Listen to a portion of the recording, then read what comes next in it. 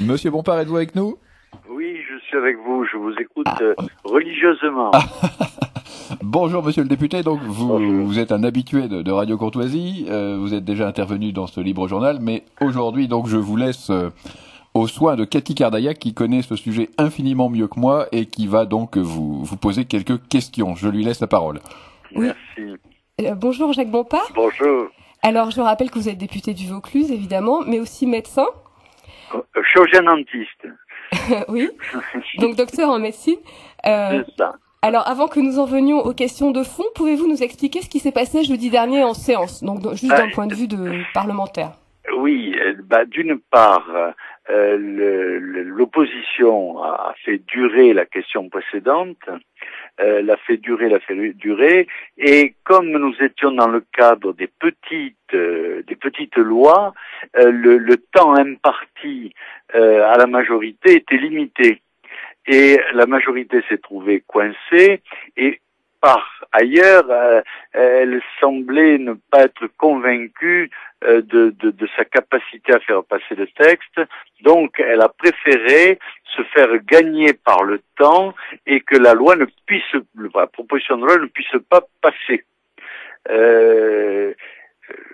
Voilà, Donc, c'est technique, sont pour des raisons techniques que cette loi n'a pas pu passer. Donc de l'obstruction parlementaire et peut-être un manque de conviction. Oui, il y a eu une convergence. Il y a eu une convergence dans les deux parties de l'hémicycle. D'accord. Alors vous aviez du coup préparé une intervention contre cette proposition de loi et du coup, puisque la proposition de loi n'a été discutée que vers 18h30 en raison de l'obstruction parlementaire, vous n'avez pas pu lire votre texte. Alors pouvez-vous nous dire je peux vous le lire. C'était de supprimer le contenu de cette proposition de loi. D'ailleurs, je peux vous lire l'exposé. Surtout nous résumer les arguments. Que vous invoquez. Cet amendement a pour objectif non seulement de supprimer le présent texte, mais aussi de revenir sur le texte antérieur. Il s'agit d'interdire toute possibilité de recherche sur les embryons humains et les cellules souches embryonnaires. Donc, j'allais au fond des choses et cet amendement aurait remis, s'il était passé, il ne serait sûrement pas passé, aurait remis du bon sens dans une zone où la déraison est la règle, puisque si le début de la déraison c'était le mariage homosexuel, le reste c'était la PMA, la procréation assistée, et aujourd'hui, ou hier plutôt, la recherche sur les embryons. C'est-à-dire que avec cette proposition de loi, ce qui était l'exception devait devenir la règle, c'est-à-dire l'exception, la recherche sur les embryons devait devenir la règle, et vous proposiez que ça reste l'exception. Interdit, que ça devienne carrément interdit. On revenait aux lois antérieures, c'est-à-dire l'interdiction. D'ailleurs, au point de vue scientifique, la recherche sur l'embryon ne se défend plus, elle n'a plus aucune raison d'être, puisque les travaux du professeur Yamanaka, prix Nobel de médecine, établissent que on peut obtenir des cellules souches à partir de cellules de la peau, ce qui a été établi également par les travaux du professeur français Luc Doué.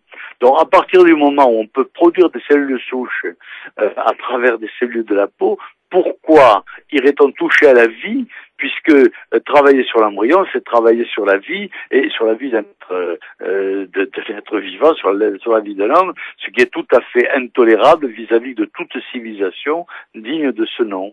Oui, donc vous mentionnez les travaux du professeur Yamanaka qui sont très importants. Donc en rajeunissant des cellules, il a réussi à créer des cellules souches semblables à des cellules embryonnaires avec les mêmes capacités. Mais alors, dans ce cas, si ça ne sert plus à rien de faire de la recherche sur les embryons, pourquoi veulent-ils autoriser la recherche sur les embryons ? Je crois qu'il y a une volonté dans la gauche d'aujourd'hui de terminer l'inversion des valeurs qu'ils ont commencé il y a bien longtemps. Et l'inversion de toutes les valeurs, ça amène à désacraliser tout ce qu'il est, et tout particulièrement la vie, et tout particulièrement la vie humaine. Tout cela est d'autant plus fou que la loi interdit de travailler sur les fœtus de singes. C'est-à-dire que avec la loi que l'on nous proposait, l'homme était beaucoup moins protégé que l'animal. On voit bien la nécessité, la volonté de perversion qui anime ces gens-là. Oui, vous faites allusion au fœtus de singe. Je pense que c'est un argument qui a été utilisé par la Fondation Jérôme Lejeune qui s'est mobilisée contre cette recherche sur l'embryon et qui a montré que donc on interdit la recherche sur les embryons d'espèces animales protégées, alors qu'on n'interdit pas la recherche sur les embryons humains. Voilà, ce qui est. Oui, tout à fait. Oui, tout à fait. C'est ce que j'avais dit, peut-être avec trop de concentration. Alors, vous disiez que c'est la gauche actuelle qui a ces idées en tête, mais en fait, est-ce que vraiment l'opposition à la recherche sur les cellules souches embryonnaires recouvre le clivage droite-gauche ?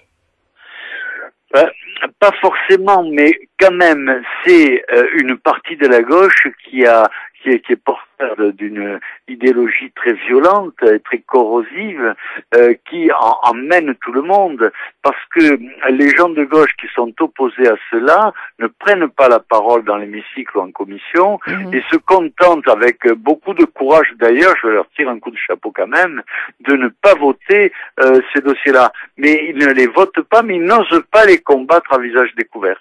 Donc il y a quand même des gens, enfin des parlementaires de gauche qui ont voté. Ah oui, il y a des parlementaires de gauche qui ont voté contre le mariage homo. Ça bouge quand même, mais ça bouge assez timidement et avec un manque de courage que par ailleurs on peut comprendre, parce que la gauche la gauche qui tient le haut du pavé est extrêmement totalitaire. Hein, on le voit avec quelle agressivité elle répond à nos interventions.